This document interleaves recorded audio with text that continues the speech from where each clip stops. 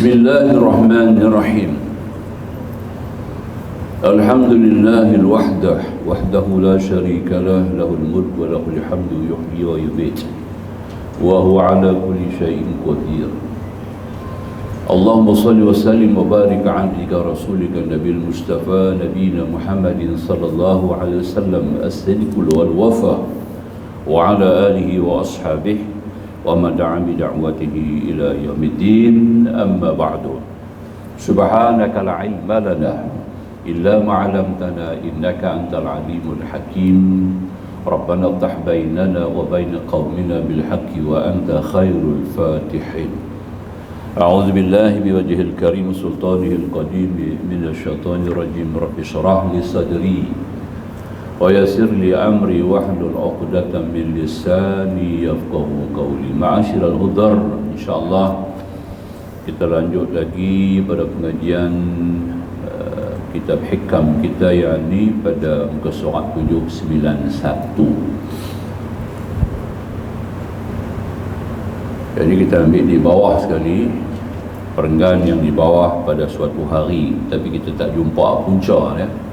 Kita ambil punca dia sedikit daripada atas, yakni pada perkara dua, ceraian dua di atas ya. Kita ambil sikit sepintas, lalu kita dah baca dah, tapi kita ambil punca ya. Yakni mereka hamba Allah yang soleh. Yang soleh, sebahagian daripada yang dikatakan soleh ni adalah menguasai ilmu ma'rifah yang tinggi, menguasai ilmu ma'rifah yang sempurna, selalu bermohon kepada Allah. Orang-orang yang soleh ni akan minta kepada Allah agar Allah memasukkan kegembiraan ke dalam hati mereka dengan tajallinya Allah dalam batin dan penghayatan. Kalimah kita jumpa di sini tajalli. Kalau pernah saya sebut banyak kali dah pada kuliah-kuliah yang telah sudah, mengikut kaedah Al-Ghazaliyah dalam pengajian ilmu tasawuf ni ya, dalam pengajian ilmu tasawuf mengikut kaedah Ghazaliyah Imam Ghazali, dia bergantung kepada 3 huruf ya. Ilmu tasawuf mengikut Imam Ghazali ni bergantung kepada 3 huruf ya. Huruf yang punya bentuk yang serupa, berbeza pada titik, membawa maksud yang lain. Formula dia lah kaedah ya, bermula dengan kha, kemudian diikuti dengan ha, kemudian diikuti dengan jim. Jadi kha, ha, jim. Kha, ha, jim. 3 huruf ni tuan-tuan. Kita mula dengan kha, perkataan khal, takhalli. Kha memberi erti takhalli, maknanya kita menyucikan, membersihkan. Takhalli min as-sifatil mazmumah, yakni membersihkan jiwa raga kita daripada segala sifat-sifat yang keji, sifat-sifat kekurangan, sifat-sifat kelemahan, sifat-sifat keburukan, sifat-sifat kerendahan. Yang dengan sifat-sifat ini kita terhalang, terlindung, terhijab antara hubungan kita dengan Allah. Hilang keyakinan, hilang kita punya pendirian, dan tidak ada saluran-saluran yang lebih jelas untuk kita menghubungi Allah Subhanahu wa taala. Sembahyangnya tidak khusyuk, tidak ada rasa takut, ngeri bila mendengar ayat-ayat yang menceritakan tentang neraka, tidak merasai asyik, masyuk, rindu kepada ayat-ayat menceritakan tentang syurga, tidak ada keinginan untuk bertemu dengan kekasihnya iaitu Allah, tidak ada rasa cinta kepada Tuhan. Maka itu kita kena main peranan penting takhalli, menyucikan sifat-sifat yang keji. Sebab itu pada peringkat awal ilmu tasawuf kita dah mengaji dah, disuruh kita menyucikan beberapa perkara ya, dalam konteks pembersihan jiwa kita kepada Allah Subhanahu wa taala ini. Kalau kita ingkapkan balik ya, seperti mana yang disebut oleh Hujatul Islam Al-Imam Ghazali, ada 17 macam dosa yang kita kena kenal dan kena bersih. 17. Itu takhalli. Kita abang umum je lah ya. Kita dah bagi tahu umum secara umum tuan-tuan ya. 17 ni maknanya 4 perkara ada dengan hati. Pada perangkat hati, jantung kita ada 4 dosa kita kena cuci. Bahawa hati itu boleh beribadat kepada Allah, ma'rifah itu boleh ada. Itu kita nak kenal dulu tu, cara mengaji betul lah. Jadi 4 perkara dalam hati ini, pertama sekali syirik kepada Allah Subhanahu Wa Taala. Kedua, terus menerus melakukan maksiat kepada Allah. Keinginan melakukan maksiat kepada Allah. Yang ni berpunca daripada akal. Kena bersih akal kita daripada pikiran-pikiran yang kotor. Bersih daripada khayalan-khayalan yang keji. Nampak tak? Cucikan daripada bentuk apa juga yang berikan, yang bawa kepada maksud seumpama bayangan-bayangan syahwat, bayangan-bayangan lucah, ini semua kena buang dari fikiran kita. Kena latih bersih, buang. Jangan duk bawa masuk dalam akal kita. Nampak tak? Itu nombor 1 lah. Itu dikatakan tadi ini, barulah kita akan terus menerus dapat melihara daripada maksiat.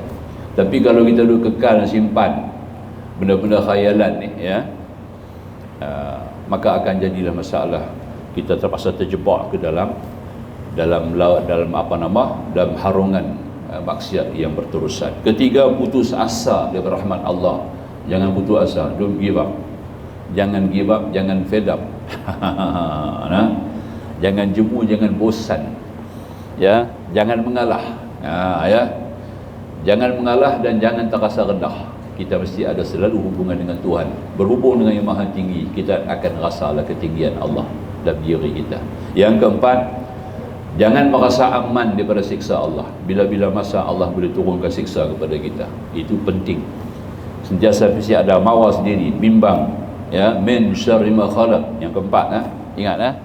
Jadi syirik yang pertama, yang kedua, jangan terus menerus melakukan maksiat. Yang ketiga, di mana kita jangan putus asa dari rahmat Allah Subhanahu Wa Taala. Dan yang keempat, jangan merasa aman daripada siksa dan azab Allah. Bila-bila masa boleh timpa azab, duk elok-elok, dia jadi macam-macam. Itu 4 pada hati. Kemudian 4 ada pada lidah. Lidah ada 4. Ni takhali, ni ringan ni kita abang ni. Kita ulang balik benda tu, kita dah mengaji awal. Ya. Kedua sekali, yang pertama sekali, menjadi saksi palsu. Lidah, aku benda-benda yang tak patut. Kita bela satu orang yang salah, ya, dengan memberikan perlakuan-perlakuan yang tidak betul, kerana nak membela orang yang salah. Itu adalah satu dosa besar, dipanggil saksi palsu. Selalu kita kena nyatakan kenyataan yang jelas, membela yang hak, itu yang betul. Kemudian lagi, menuduh zina akan wanita-wanita yang salihah, yang suci bersih. Jangan tuduh, jangan cepat-cepat tuduh dia ni dah rosak, kawan tu dah rosak, kawan dia darah tu dah rosak. Ini semua kena buang. Dosa besar tu. Kalau tidak ada saksi yang sejelas, saksi yang melihat, saksi yang menyaksikan, kita tak boleh tuduh. Itu adalah satu tuduhan masuk dalam dosa besar, sebelah dosa besar tu. Ya. Yang ketiga, melakukan perbuatan sihir, amalan-amalan sihir dengan lidah, jampi, mentera, ya. Yang mana jampi, mentera ini semata-mata kerana untuk mengambil kepentingan bagi kepentingan diri kita sendiri. Itu amalan sihir. Ya, maka nak kena baca baik-baik. Kalau kita jumpa apa-apa amalan-amalan tu, kita kena periksa habis-habis. Apakah dia daripada Nabi, daripada ulama yang mu'tabar, ada sandaran-sandaran hadis, ada sandaran-sandaran daripada qiyas-qiyas yang jelas daripada Al-Quran maupun hadis, baru kita boleh pakai. Itu nombor 3. Nombor 4, sumpah, ya, yang batal. Wallah ini ori, barang ni ori. Saya nak jual kepada tuan. Orang jual beli selalu pakai yang tuan. Takkan saya nak buat naya, tuan saya orang Islam. Dia bunyi lagu tu. Tuan ini kerja Arab banyak. Itu 4 perkara daripada lidah, tuan-tuan. Kena kikir orang lah tu. Itu takhalli dia panggil. Kemudian yang ketiga, 3 macam duduk pada perut. Perut ada 3. Ya. Jantung ada 4, lidah ada 4, perut ada 3. Pada perut. Yang pertama sekali, minum minuman keras lah, minum arak, apa-apa juga yang memasukkan yang haram, yang mabuk, yang leka, yang lalai, yang menghilangkan fikiran akal kita, itu masuk dalam kumpulan khamar. Apa-apa juga yang masuk dalam perut kita yang melupakan, yang melalaikan kita. Termasuklah dengan dadah-dadah dan sebagainya. Itu yang pertama. Kedua, makan harta anak yatim secara batil, bukan secara halal. Secara halal boleh makan harta anak yatim tu, makan boleh. Kita bela anak yatim, habuan kita pun nak kena makan jugalah, nak jaga dia. Boleh kita ambil daripada harta dia, kita makan sama dalam rumah tu, kita makan. Jangan kita ambil hak kita punya, kita ambil dia punya, kita beli udang besar kat dia, kita beli udang kepai. Yang tu tak betul. Yang tu tak kena lah. Kita makan sedap-sedap kat dia, kita bagi sayur dengan ikan kering. Tak kena lah. Kita makan segala ayam, segala lembu, kambing. Itu salah.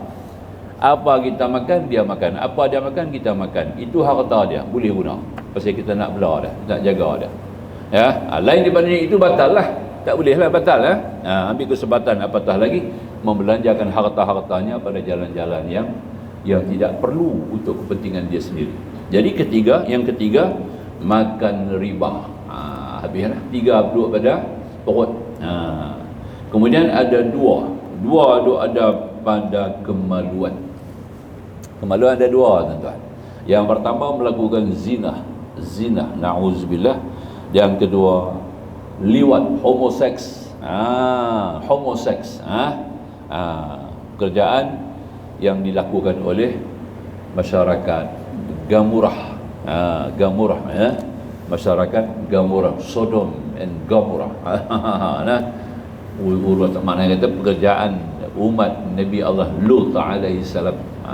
Dua perkara itu adalah masuk dalam faraj, kemaluan kita. Kemudian dua macam lagi duduk dengan tangan kita.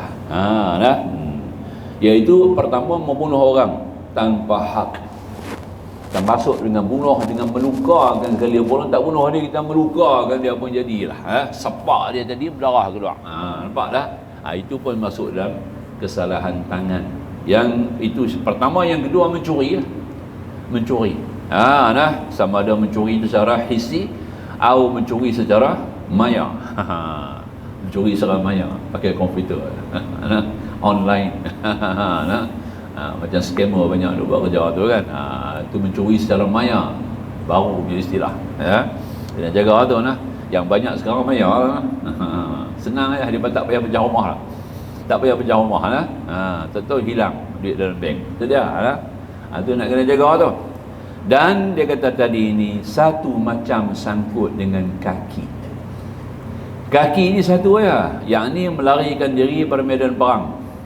Ya, yakni jika seorang muslim berhadapan dengan 2 orang kafir atau 10 orang muslim berhadapan dengan 20 orang kafir, dia tak boleh lari walaupun ramai mana. Nampak tak? 35,000 tentera Islam dipimpin oleh Usamah bin Zaid. Umur dia 18.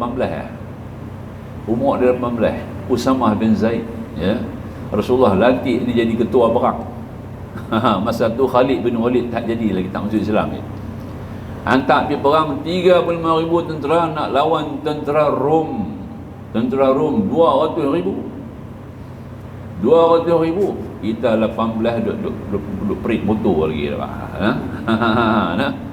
Tak itu duduk lari ikut dia jalan. Dia 18 umur dia, Rasulullah lantik dia pun tak bantah, terima, ya. Dan peperangan tu menang. Kerana dia yakin pertolongan Allah yang penting.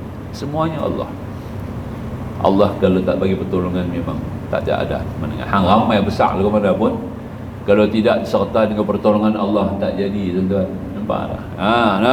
Macam Rusia dengan Ukraine sekarang. Walaupun hebat Rusia tu ke mana sekalipun, kalau Allah tidak bagi pertolongan tak boleh. Tapi Ukraine tu ramai orang Islam. Nampak tak? Berbanding dengan Rusia, mungkin adalah sedikit kelebihan yang Allah akan beri kalau adalah mereka yang saleh dalamnya. Itu dikatakan tadi ini satu macam, termasuklah kita katakan tadi ini. Itulah semua 17 ya. 4 dalam hati, 4 dalam lidah, 8 3 dalam perut, 2 dalam kemaluan, 2 dalam tangan, 1 pada kaki. Itu dah 17 itulah. Ini Imam Ghazali punya kajian dan ketelitian beliau. Itu kita nak ambil kira faham. Baik, masuk kita sekarang ini mengambil kira, ya, itu kita panggil takhalli.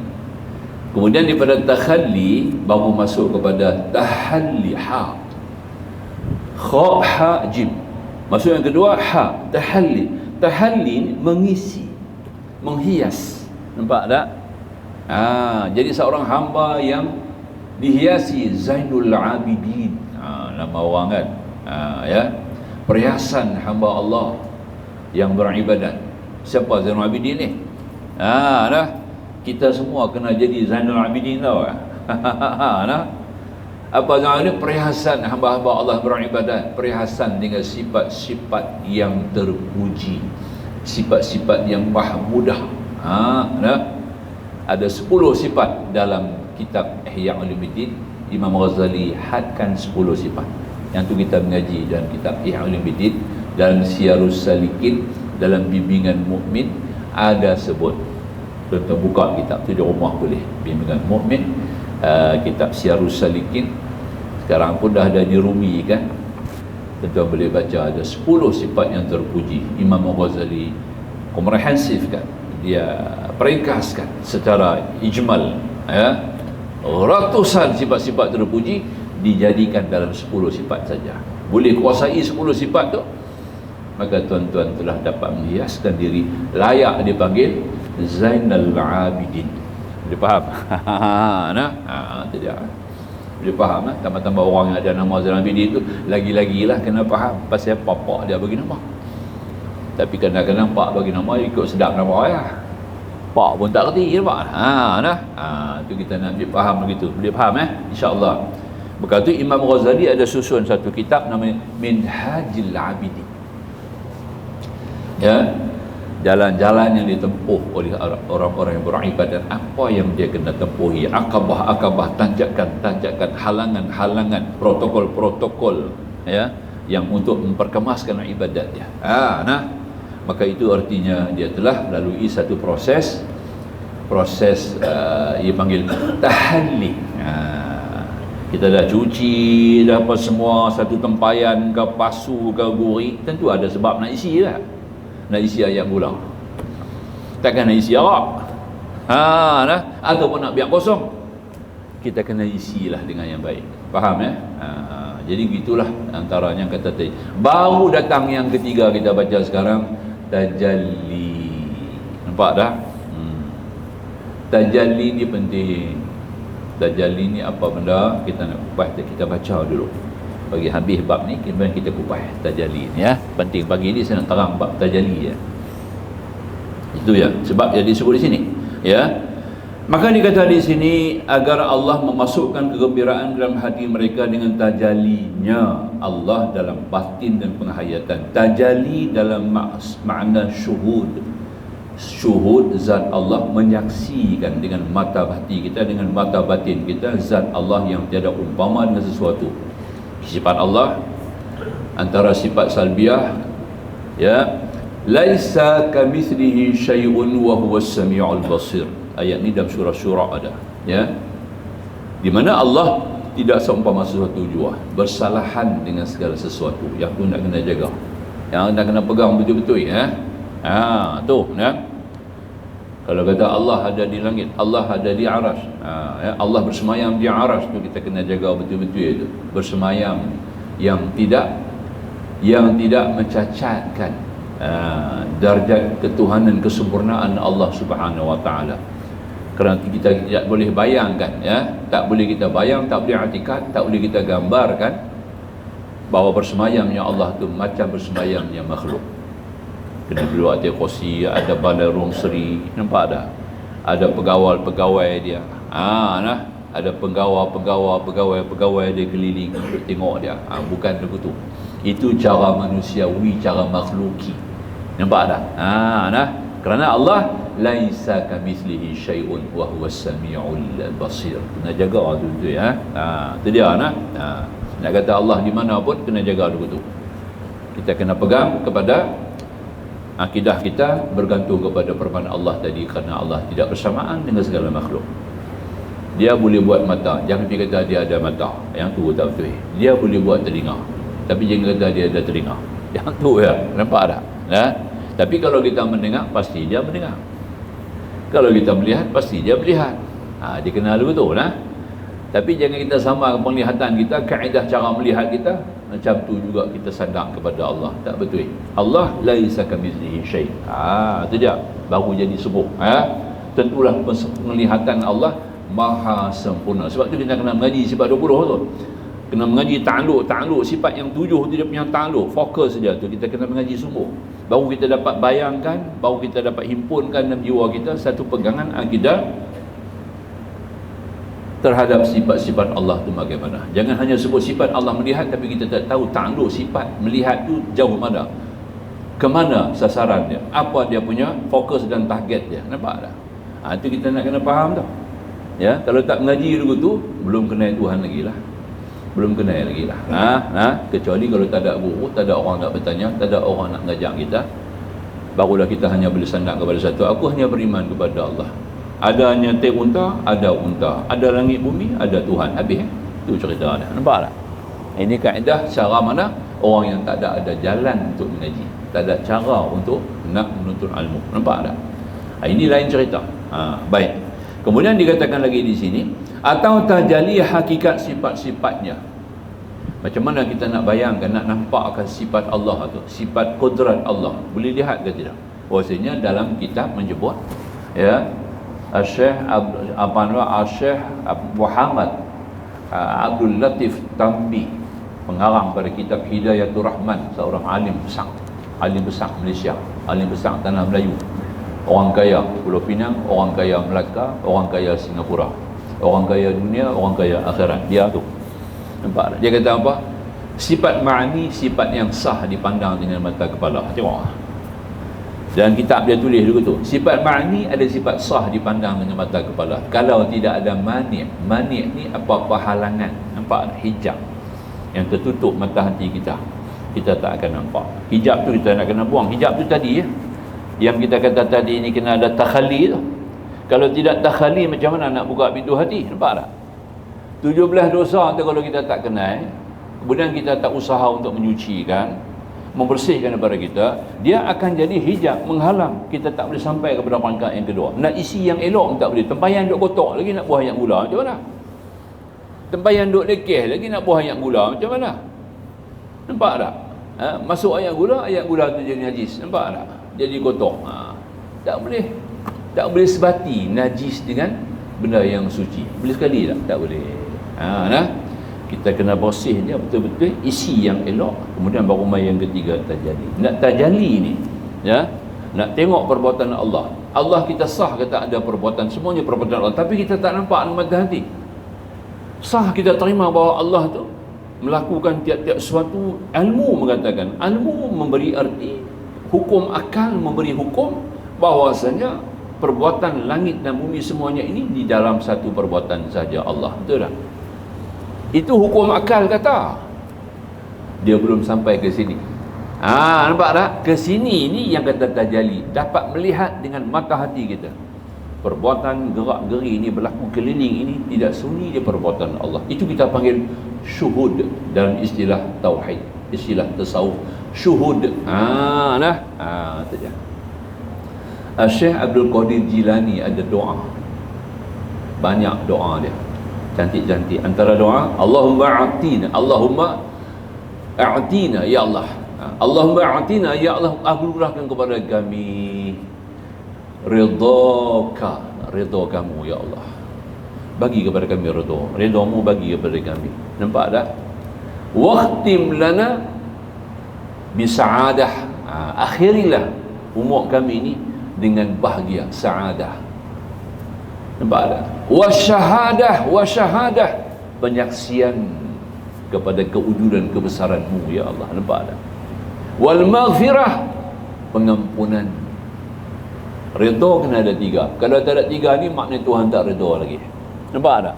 Redha, kita minta redha kepada Allah, yang pertama mestilah dengan bahagia.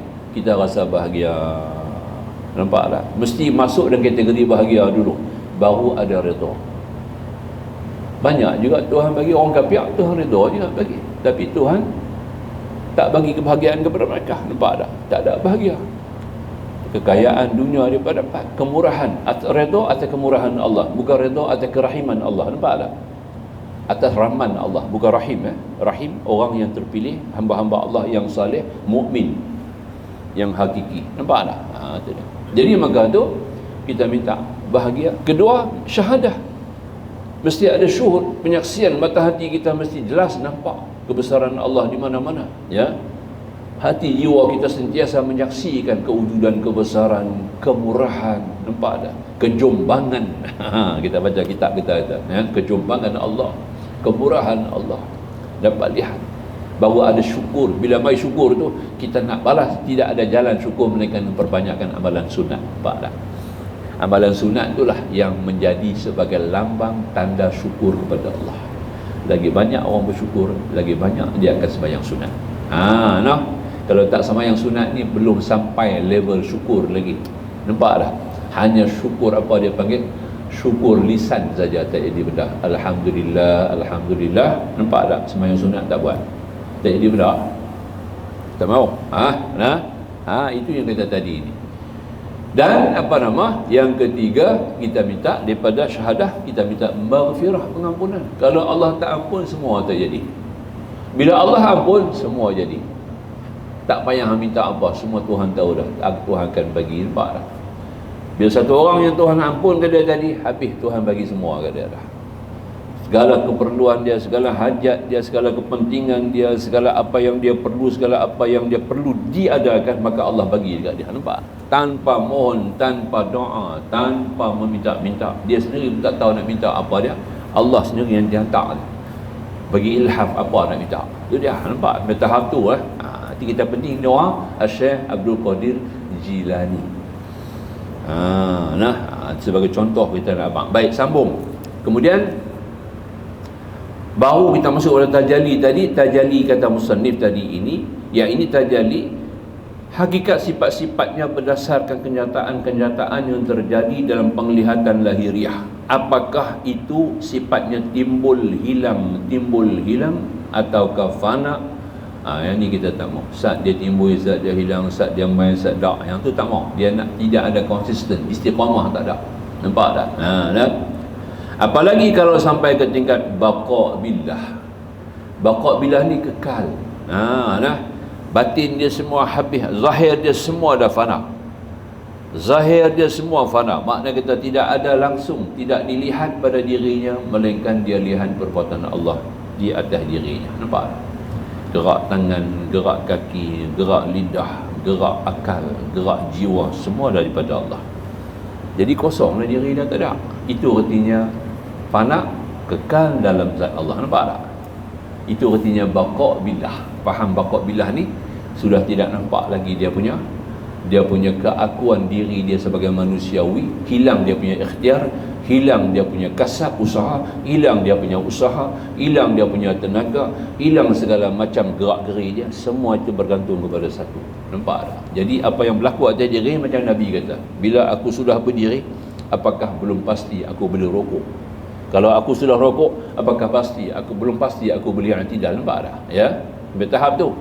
Kerana segala-galanya itu tidak sunyi daripada perbuatan Allah 100%. Nampak tak? Itu kita panggil apa? Dia telah panakkan diri dia masuk dalam kekal Allah. Dia panggil baqa billah. Kemudian lagi, dan juga bisifatihi. Dia menghayati semua sifat-sifat Allah yang bergerak, berjalan, berlaku atas dirinya, semua sifat-sifat Allah yang murni. Nampak tak? Ada sifat kudrat Allah, ada sifat kehendak Allah, ada sifat rahim Allah, ada sifat-sifat mukmin Allah, ada sifat-sifat musawwir Allah. Semua ada dalam diri dia. Maknanya akan mulalah bergerak sebagai satu pergerakan yang tidak sunyi daripada kekuatan dan kebesaran Allah. La haula wala quwwata illa billahil azim. Tidak ada sebarang kekuatan untuk menolak sebarang kemudaratan, tidak ada sebarang keupayaan untuk melakukan segala kebaikan. Nampak? Itulah haula wala. Boleh faham tak? Ya. Tidak ada sebarang kekuatan yang boleh menolak kemudaratan melainkan Allah. Tidak ada sebarang keupayaan yang boleh melakukan segala kemanfaatan melainkan dengan Allah. Ya, sifat apa? Sifat al-qawi. Allah tu ada bersifat dengan Al-Qawi, yang cukup kuat. Segala kekuatan Allah Subhanahu wa taala. Ya, baik. Apabila doa mereka dan gambaran yang demikian diperkenankan Allah, maka liarlah dunia ini pada mereka. Dunia ini tak dekat dah, liar. Lepas. Nampak dah. Macam binatang kita duduk jaga, lepas. Tak ada masalah. Nampak tak? Nah, dunia ini awalnya tidak liar, dia duduk ikat je lah. Nah, hari ni bila kita sudah ada pegangan begitu, sudah dapat makam tajalli ni, yang kata ketingkatan tajalli tadi ini, maka kita pun sudah mula bebas daripada cengkaman, genggaman, pasungan duniawi. Maka liar dunia ini pada mereka kerana batin mereka sudah tiada betah lagi. Nasi sudah jadi masak tanah yang elok, belum betah, dah tak jadi betah. Betah ni antara masak dengan dah. Nampak tak? Itu kata betah. Berjinak-jinak dengan berbagai macam gambaran dunia yang pandai ini. Kita tak payah lagi berjinak dengan gambaran dunia ni. Kita tidak akan dipengaruhi. Sebab tu Nabi ajak suruh malu akai. Bukan malu tangan kaki. Malu tangan kaki kita dah buat dah, pakai seluar, pakai baju tutup aurat kan. Malu akai. Malu akai ni jangan simpan dalam akai sebarang ingatan, sebarang khayalan, sebarang gambaran yang tak bersih. Boleh tak? Ya, termasuk antaranya dunia. Dunia ni benda panah. Tak pernah dia buat benda yang baik kat aku, tak pernah janji yang betul. Maka tu buat apa aku nak ingatkan? Tak payah duk ingatkan. Allahu Akbar, aku menghadap Allah. Habis. Nampak tak? Tiap-tiap kali menghadap Allah, selamat tinggal dunia, hang tak ada reti apa dengan aku. Nampak tak? Nah, angkat tangan dua belah tu, sudah ada jiwa kita. Selamat tinggal dunia. Itu kata Syekh Muhammad Abduh. Nah, ulama besar. Apabila kamu angkat kedua belah tangan tu, kamu ucap selamat tinggal, bye-bye dunia. Nampak tak? Sebab kamu tidak berikan apa-apa manfaat kepada aku. Cukup dekat mana? Dekat ni saja. Dan kamu adalah, sifat kamu ni memang sah, Al-Quran sebut. Pertama, kamu ni hanya main-main, bukan betul. Dunia ni main-main, la'ibun. Nampak tak? Takasurun, dia suruh tambah, suruh tokok, suruh tambah, suruh cari banyak-banyak dunia. Nampak? Himpun aku banyak-banyak, main dekat aku banyak-banyak, pikir aku banyak-banyak, cari jalan untuk berdekat kepada aku. Takasurun, nampak tak? Ya? Kemudian dia ni apa? Yang memperdayakan. Saat ni dia kata lagu tu, saat ni besok je dia lagu. Dua elok-elok dia kita sihat, besok bagi kita sakit. Nampak? Tu dia. Nah, doa elok-elok kita kaya, besok je kita miskin. Nampak tak? Ini dunia. Sebab dunia ni tempat seumpama tempat gelora, dia kata. Bukan tempat tenang, tempat gelora. Nah, alam gelora. Nah, dia tu macam satu lautan, ya, yang tidak pernah tenang. Itulah duniawi, kita kena buang. Maka tu barulah ketika itu adanya kesatuan, keterpaduan antara hidayah dengan batin. Baru ada jiwa dan raga kita boleh bersatu. Jiwa raga kita boleh bersatu, akal fikiran kita boleh bersatu. Ya. Akhirnya petunjuk Allah sedemikian rupa yang mereka sangat harapkan, sehingga benar-benar kelihatan bagi mereka dan pencinta-pencinta mereka jalan-jalan kebenaran yang telah dijalani oleh Rasulullah dan para awliya. Sesudahnya itulah pedoman mereka dalam perjalanan mendekatkan batin dan penghayatan terhadap Allah dalam nilai-nilai ma'rifah yang terdapat dalam laut tauhid yang tiada habis-habisnya. Mari kita tengok dulu tentang tajalli. Tajalli ni tuan-tuan ada dalam Quran. Dalam Quran tuan-tuan boleh tengok dalam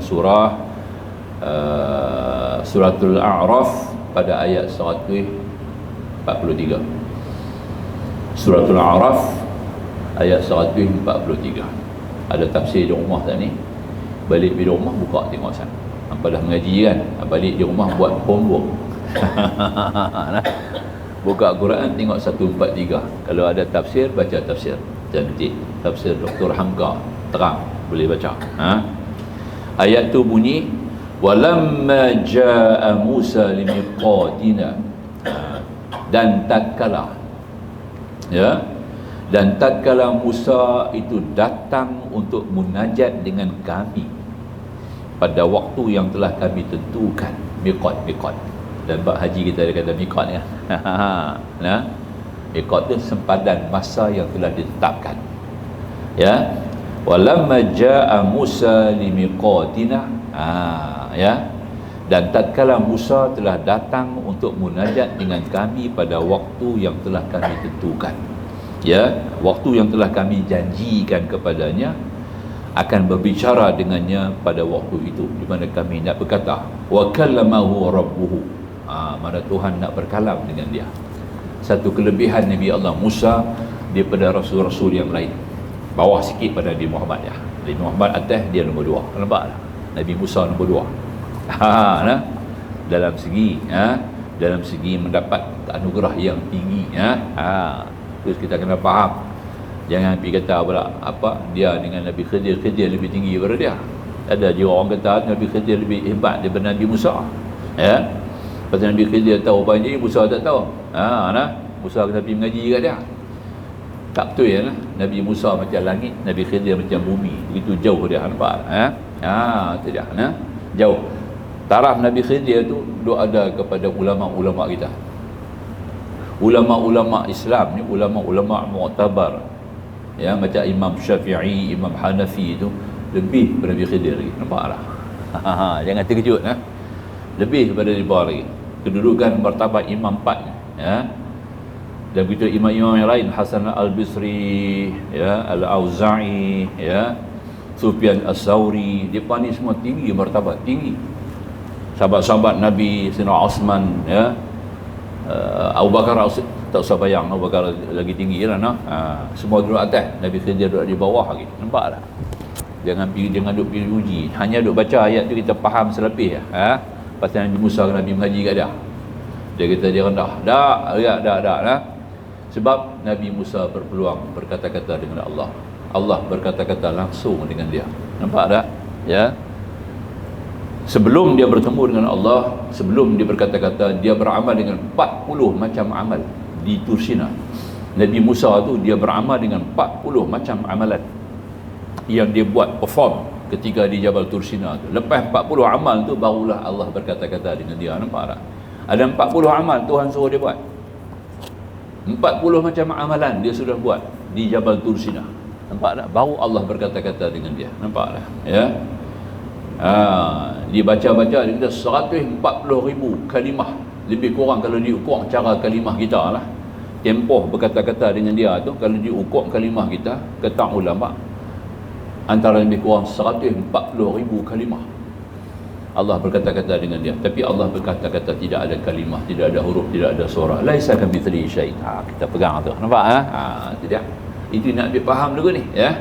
Jadi maka itu dia kata tadi ini, qala rabbi arini anzur ilaik. Ya. Tuhan berfirman kepadanya tanpa perantaraan pembicaraan yang dapat Musa dengar daripada segala penjuru. Kemudian Nabi Musa kata apa? Qala rabbi arini, berkata dia, ya Tuhanku, tampakkan kepadaku diri kau. Nampak tak? Tampakkan diri kau. Bila dia minta nak tengok Allah, bukan dia sengaja nak tengok Allah. Lagu Bani Israel minta kepada Nabi Musa, buatlah satu Tuhan supaya kami boleh tengok. Nampak tak? Sekurang-kurangnya kami boleh tengok satu Tuhan. Punya buta perut dia ni kaum Bani Israel. Dia bawa hijrah, pindah daripada Mesir pergi ke Kanaan ya. Dia patang masuk Kanaan, bawa ke Padang Tiah ya. Satu kaisar daerah Padang Tiah, dia minta nak tengok Tuhan. Alangkah marahnya Nabi Musa. Itu dia. Jadi maka tu kata tadi ini, Nabi Musa minta nak tengok Tuhan pasal dia rindu kepada Allah, rindu yang amat sangat. Nampak tak? Kita pun rindu nak jumpa Tuhan tak? Kita tak kata tengok. Tuhan kata nak rindu nak tengok. Barang siapa yang rindu nak jumpa dengan Tuhan, faman kana yarju ni nak jumpa Tuhan kerana rindu, tahu tak? Itu yarju ya. Ya. Faman kana yarju liqa rabbi, barang siapa yang rindu yang nak jumpa dengan Tuhan dia. Nak jumpa kena ada rindu dulu. Tak ada rindu macam mana nak jumpa? Aku lama tak jumpa dah. Mesti ada rindu, betul tak? Kenapa aku duduk teringat lama agak dia. Nampak tak? Mesti kita tahu dah. Lama dah tak jumpa dia ni. Apa tahu dia duduk di mana? Nampak tak? Kalau tulang abang lah di mana aku nak berhubung dengan dia. Pasal apa? Aku lama, aku rindu kat dia, teringat. Mesti ada rindu, nampak? Pegang aku nak pergi rembuk dah. Mesti ada sebab. Jadi makna kata orang yang jumpa Allah ni mesti kena rindu. Sebab tu Tuhan sebut tu faman kana yarju liqa'a rabbih falyamal amalan salihah. Barang siapa yang betul-betul rindu untuk bertemu dengan Tuhan dia, hendak beramal dengan amalan yang salih. Amalan salih ni lah yang kita baca ni. Ilmu ni lah kena ada.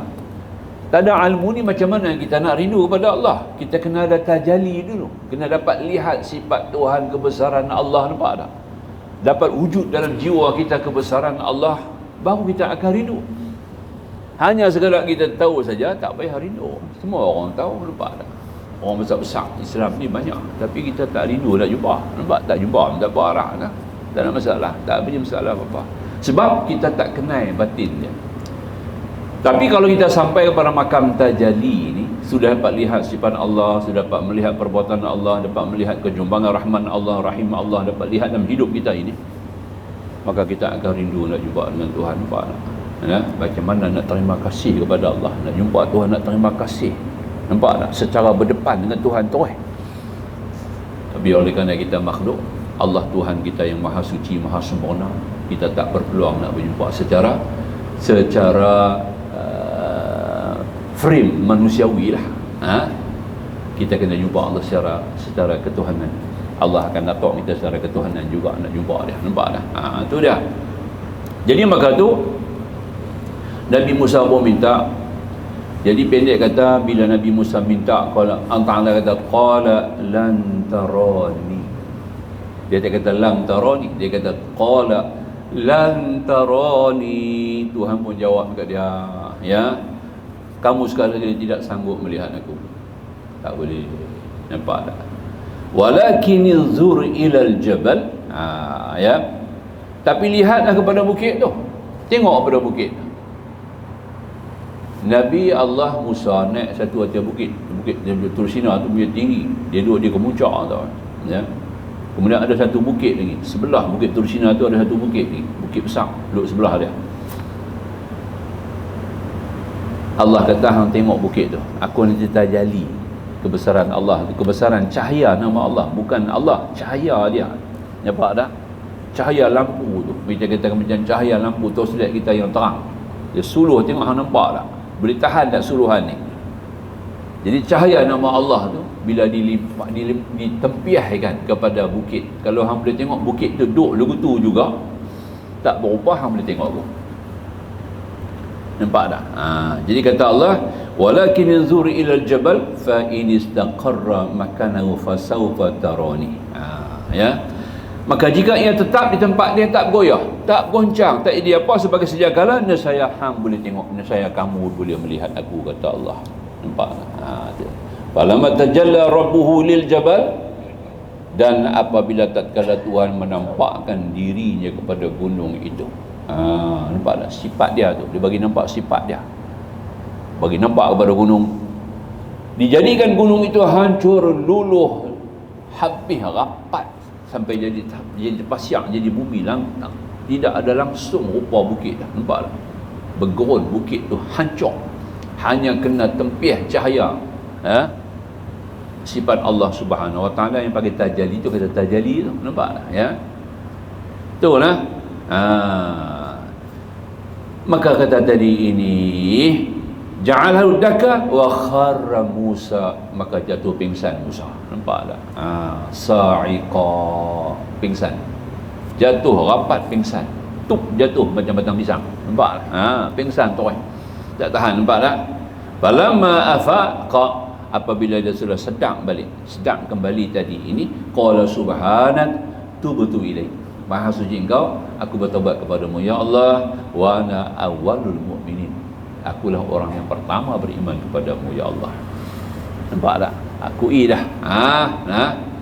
Jadi pendek kata, kalau kita perhati balik ayat ni, sebelum Tuhan nak tajalli ni tuan-tuan, saya bawa sikitlah kepada tuan-tuan dia punya kisah tu, tafsiran tu secara mengikut ulama-ulama sufi punya tafsiran lah, bukan ulama tafsir, ya.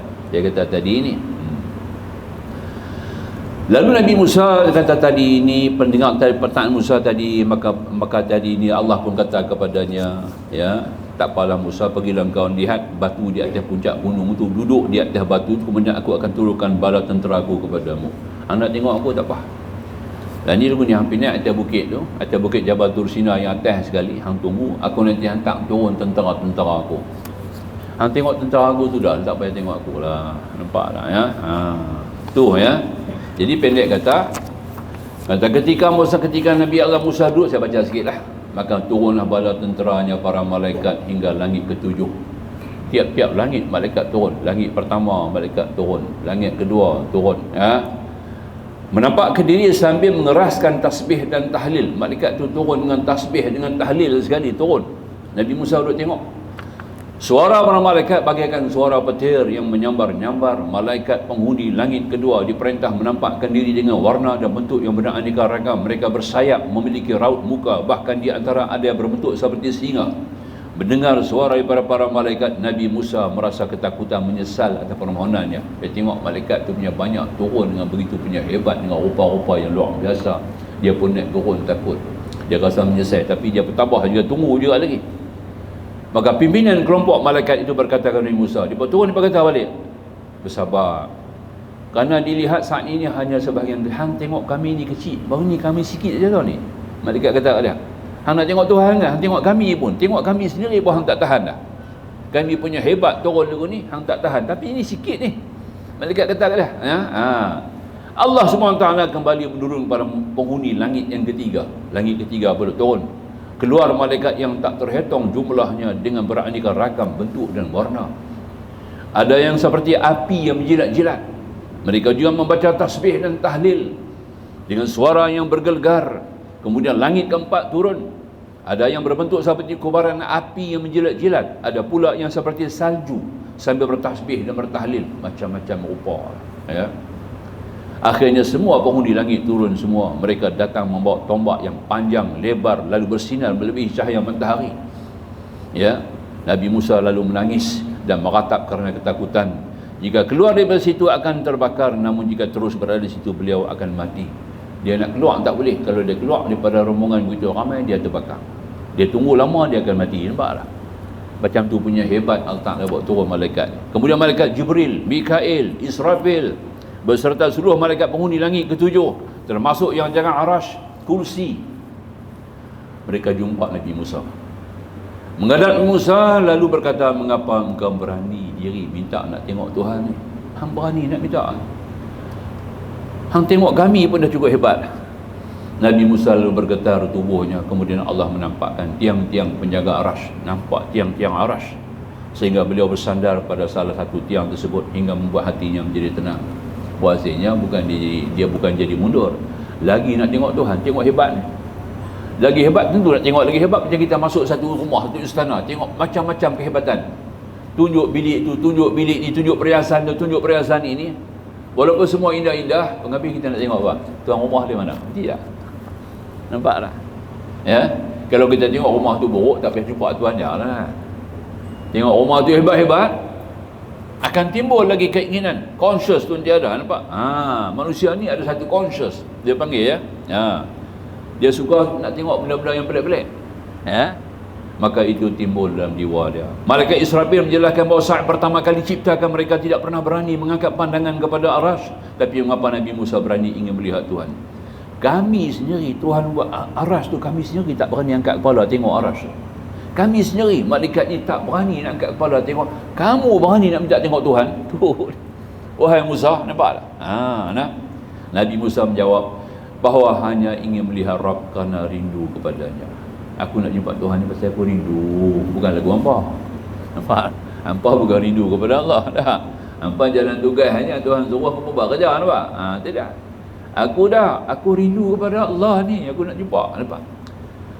Lalu bumi, gunung, matahari, bulan, surga, neraka, malaikat, semuanya samudra bersungkur sujud sehingga Allah menampak dirinya kepada gunung tersebut. Semuanya sujud, gunung, bukit, bukau semua sujud kepada Allah. Baru Allah hantar cahaya dia kepada bukit. Pengambil tak apalah, nampak tak? Hantar cahaya. Ya, bila hantar cahaya, tempiasan cahaya tu tak boleh tahan, bukit tu tak boleh tahan, maka jadi hancur, luluh habis, tinggal tanah rapat, bumi rapat, nampak tak? Pingsan Nabi Allah Musa AS. Ini kita nak ambil perkara ni yang kita sebut tuan-tuan ni faham dengan erti yang kata tadi dia tajalli, ya, boleh faham ya. Itu kita ambil dan kita baca ada ayat tu. Tuan-tuan melihat 143 Al-A'raf, tuan-tuan boleh bacalah, dan tafsir-tafsir yang ada kepada tuan-tuan untuk mendalami lagi makna tajalli. Sekarang ni kita nak tajalli Allah tu di jiwa kita, boleh tak? Allah terjadi kepada gunung, kepada bukit Bekau, pasal dia tak ada nyawa, tak ada roh, dia tak ada kekuatan. Kita ada kekuatan, itu lebih sikit tu. Nampak tak? Nabi kita sallallahu alaihi wasallam lebih lagi lah, bukan kepada hati, dengan mata kepala sekali Allah terjadi, boleh tengok zat Allah. Nampak tak? Di malam Isra', malam Mi'raj, itu Nabi itu lebih lagi lah. Nah, tak ada sampai nak capai makam Rasulullah lagi dah, ya? Tak boleh banding dengan mana-mana Rasul lagi dah, ya? Itu kelebihan. Jadi kita sekarang ni kita minta Allah tajallikan. Dah kita dapat kenal sifat Tuhan, dapat kuasai mengenal sifat-sifat Allah. Sekarang kita minta Allah tajallikan sifat-sifat kebesarannya dalam jiwa kita, boleh tak?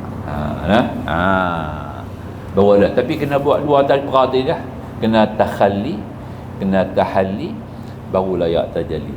Tapi duduk ada lekeh lagi dalam jiwa kita tu, sifat-sifat mazmumah tu masih penuh lagi dalam jiwa kita, susah sikit lah.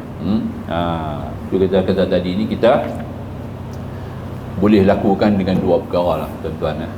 Dua perkara yang kita kena buat. Kita kena rajin untuk nak dapat kesempurnaan tajalli ni. Yang pertama sekali, kita kena banyak sembahyang sunat.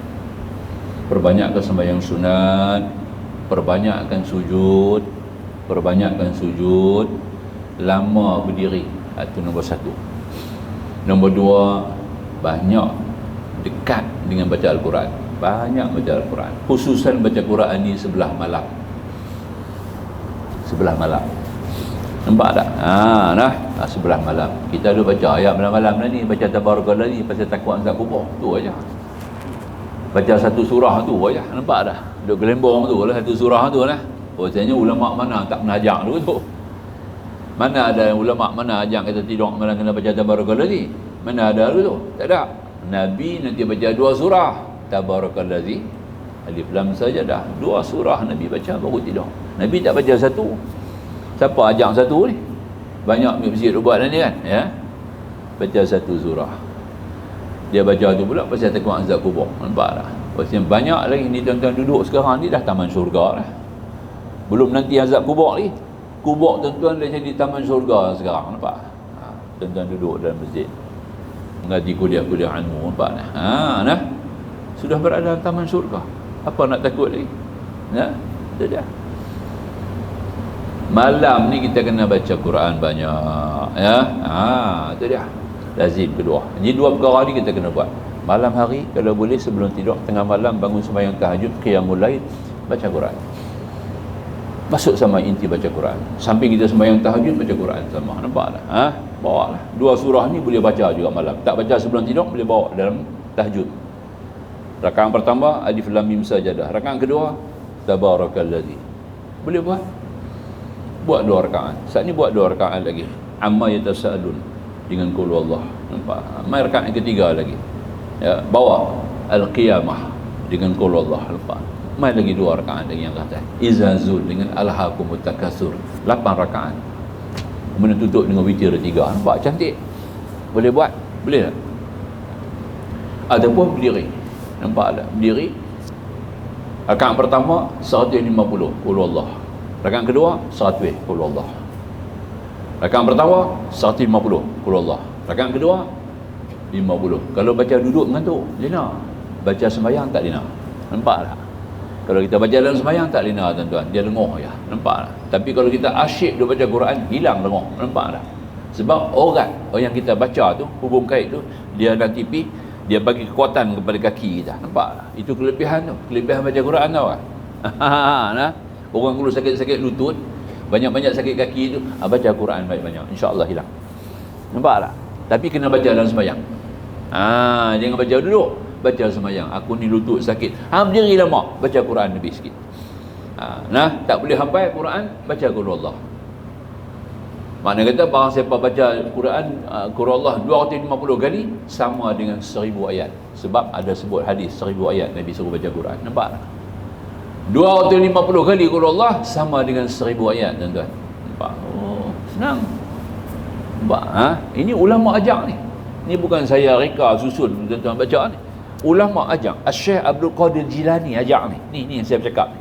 Nampak tak? Semalam kita bercakap kita mengajak di masjid mana? Masjid Bagang Serai, saya baca kitab. Banyak lagi dah perkara-perkara rahsia yang kita habaq.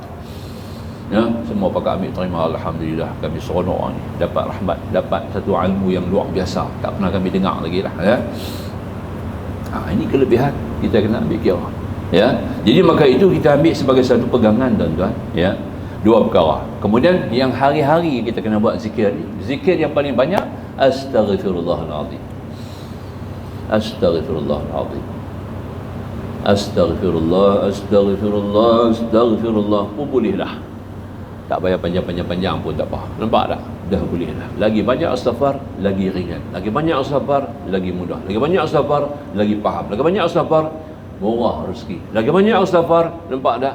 Rajin buat ibadat. Lagi banyak istighfar, kita akan rasa tenang. Lagi banyak istighfar, kita akan rasa disayangi. Lagi banyak istighfar, kita akan rindu kepada Allah. Ya, nampak tak? Itu kelebihan yang luar biasa tuan-tuan. Kena buat. Kena buat semua ni. Sebab itulah motif kita hidup dunia. Tak lebih pada tu lagi. Ya. Tinggal dunia-dunia ni selalu kalut cakap. Jangan duk pergi keutamaan ke dia, nampak? Sekadar berjalan. Orang kata Nabi kata hang ambil dunia ni macam kamu sedang mengembara ya. Sambil berjalan berhenti air minum air berjalan. Begitu ya. Nampak tak? Ya. Bawa bekal sikit-sikit sudah. Nampak tak? Sebab kamu akan tinggal. Banyak mana hang cari pun kena tinggal. Betul tak? Oh, nak kena cari dunia banyak supaya bangsa Melayu, bangsa Melayu senang. Nak bagi senang tu siapa? Bukan kerajaan, bukan pemerintah. Nak bagi senang tu Allah lah. Baldatun thayyibatun wa rabbun ghafur. Bacalah surah Sabah Al-Quran baru tahu, nampak ya. Kita duduk lorat apa? Duduk jaga, ya. Duduk jaga orang Melayu, duduk jaga orang Islam ya. Daripada segi dunia ya. Ilmu agama, soal akhirat kita abaikan. Tak betul. Kita peringankan tak boleh ya. Tu dah. Maintain saja, jagalah macam masjid lah, kena jagalah. Bersih dia. Nampak air api dia kena bayar, nampak tak? Ya. Kena jaga kebersihan dia. Perlulah, nampak tak? Untuk apa? Untuk ibadat kepada Allah. Motif dia begitu lah. Nampak tak? Masjid ni kita bayar macam dunia lah. Untuk takbir, nampak tak? Ya. Konsep masjid adalah ibadah, betul tak? Ta'abud. Itu ya, kita jaga masjid elok ni pasal apa? Untuk ibadat. Untuk Allah. Dia mau ambil dunia ni untuk Allah, boleh tak? Baru boleh. Aku nak sedekah, banyak-banyak sedekah kepada umat Islam. Bolehlah cari duit. Susah lah. Jaga sungguh-sungguh, buka kedai macam mana Saudara Osman buat sampai hari ni dia ada hasil dia. Ya. Boleh bantu rakyat Saudi ya, hari ni. Dia punya aset di bilion aset Sayyidina Osman di Madinah, di Saudi sekarang tau. Nak bak lagi ya. Tapi dia punya ibadat, makrifah dia dengan Allah cukup tinggi. Itu dia. Ini kita nak betul lah. Ini dah tak ambil berat. Tidak berarti bukan saya tak tengok. Nampak? Ahli dunia ni dia main 3-4 kali tuang, tak main lah. Main baik dengar dulu ni hari. Nampak? Dia nampak dunia lagi. Nampak ya? Tak faham, tak cerdik. Itu kita nak mikir lah. Jadi makanya kata Musadif, akhirnya petunjuk Allah semikian rupa yang mereka sangat harapkan sehingga benar-benar kelihatan bagi mereka dan pencinta mereka itu, katanya itulah pedoman mereka dan perjalanan mendekatkan batin. Baru kita ingat pada suatu hari seorang wali Allah bernama Zunnun Al-Misri sedang aku berjalan-jalan di sebuah desa terpencil. Dia ni lah, aku bertemu dengan seorang wanita solihah lah ni. Dia menegurku, siapakah anda? Nampak dah? Aku menjawab, musafir kelana seorang diri. Aku ni musafir kelana seorang diri. Ibnu Sabil. Ana Ibnu Sabil. Wanita itu berkata, apakah terdapat seorang diri apabila beserta Allah? Hang seorang diri, sedangkan hang bersama dengan Allah kan? Nampak dah? Itu dia. Jadi kita pergi mana bersama dengan Allah ni makna kata sentiasa dapat melihat kebesaran Allah, melihat perbuatan Allah, melihat kejombangan kemurahan Allah, melihat kerahiman Allah pada diri kita. Itu artinya bersama dengan Allah, dia tak? Ya, pergi mana tak sunyi daripada melihat kebesaran Allah pada diri kita. Sentiasa dia nak syuhud, mesti ada musyahadah, itu kena ada. Kalau tidak ada maka musyahadah, kita tak akan nampak, tak akan jumpa tajalli. Maka tajalli itulah yang menjadi sebab bila Allah altak kebesaran sifat Allah tu, cahaya nur yang panggil warid dalam diri kita seorang mukmin, hamba tu akan nampak kebesaran Allah di mana-mana. Tapi kalau tajalli itu tak sampai kepada kita, tuan-tuan, cahaya tajalli tak sampai kepada kita, kita tak nampak Allah, tuan-tuan. Dia nampak dunia dah kita habis. Dia nampak kebesaran dunia, kemuliaan dunia, saingan dunia itu masih lagi mengganggu kita. Maka tu kita minta tajalli kepada Allah. Boleh tak? Itu yang kita kata tadi. Ini mohon kepada Allah tadi lah. Allahumma a'tina, ya Allah, anugerah kepada kami ridhaka, keredaan kamu. Nampak tak? Waqtim lana, akhirilah pada usia umur kami ini bisa'adah, dengan kebahagiaan, wal musyahadah, dengan syahadah, musyahadah, menyaksikan kebesaranmu ya Allah, wal maghfirah, dengan pengampunanmu ya Allah. Minta lagu tu, minta lagu Melayu, bahasa Melayu kita, ya Allah, Tuhan akan bagi, maka dia akan bagi tajalli kepada kita. Maka itu kata perempuan ni, dari ini semua dapat diambil kesimpulan bahawasanya kita tiada bersendirian, tuan-tuan, sebenarnya pada hakikat, tetapi bersama Allah apabila hati kita telah disinarinya. Nampak? Ya? Segala macam debu dunia yang melengket dalam hati kita telah dihapuskannya. Lampu-lampu di jalanan telah ditutupkannya. Lampu-lampu keindahan dunia tu dia tutup beh. Tak nampak lagi dah dunia tu. Lalu buka cerah lagi dah, ya. Macam Jibril kata kat Nabi lah, aku pergi tengok neraka tadi, umat kamu mesti nak pergi neraka ni. Ya Muhammad, pasal apa? Kiri kanan jalan nak pergi neraka tu penuh dengan lampu-lampu yang begitu lip-lap dengan segala macam keindahan. Dia pasang logo pesta, umat kamu tentu seronok nak pergi neraka. Nampak? Syurga dia kata gelap, lampu tak ada, jalan pun tak cantik. Nampak? Banyak ujian, banyak gangguan, banyak sanggahan nak pergi syurga tu. Umat kamu tentu tak suka pergi syurga. Nampak tak? Pasal apa nak pergi syurga? Kena banyak latihan, tuan-tuan. Banyak ujian, banyak sanggahan. Nampak tak? Bukan boleh mudah nak masuk. Tapi neraka senang. Nak pergi neraka, jalan-jalan ke neraka tu simpang siur dia, ya. Segala selok belok jalan-jalan dia dihiasi dengan serba macam maksiat, segala macam tarikan-tarikan duniawi yang begitu indah. Maka tu apabila orang sampai pada makam tajalli ni, tuan-tuan, dia kata tutuplah lampu-lampu jalan telah ditutup, hidupkan, tidak dihidupkan lagi. Nampak? Maka jelas segala sesuatu di samping kita tidak bersendirian. Maknanya sentiasa disertai Allah dalam segala hal. Itu dia. Itulah dia yang kita baca hari ini. Dekat itulah nak terang pada tuan-tuan sedikit tentang bab tajalli ini. Saya tak halusi lagi tajalli tu. Tajalli ini ada makam pula, ada standard dia. InsyaAllah mungkin kita boleh perpanjang pada minggu depan lah, ya. Untuk kita perendangkan lagi tajalli itu. Ada tingkatan tajalli zat, tajalli sifat, tajalli perbuatan. Tak sama tu. Ada orang pakai sifat saja, ada orang tak sama. Tajalli ni tak sama. Setiap orang yang Tuhan bagi tajalli kat dia, dia punya kedudukan tak sama. Nampak tak? Kalau 10 orang wali, 10 orang wali punya tingkatan tajalli tak sama, tuan-tuan. Nampak tak? Kita menilai, ya, keindahan kebesaran Allah tak sama. Nampak tak, ya? Itu dah. Ini perbezaan sedikit. InsyaAllah minggu depan kita panjang umur sikit lah, untuk kita dapat bersama nanti. Saya akan perpanjangkan sikit bab tajalli, baru kita masuk pada kalam kita yang baru, kalam 273. Aqulu qawli hadza astaghfirullahal azim li wa lakum. Akhirul kalam wallahu subhanahu wa ta'ala a'lam. Bismillahirrahmanirrahim. Alhamdulillah wassalatu wassalamu ala rasulillah wa alihi wa sahbihi ajma'in. Subhanaka la ilma lana illa ma 'allamtana innaka antal alimul hakim. Rabbi shrah lana sudurana wa yassir lana umurana. Rabbana zidna 'ilma warzuqna al-fahma. Rabbana atina fid dunya hasanah wa fil akhirati hasanah wa qina adzaban nar. Walhamdulillahi rabbil alamin. Assalamualaikum warahmatullahi wabarakatuh.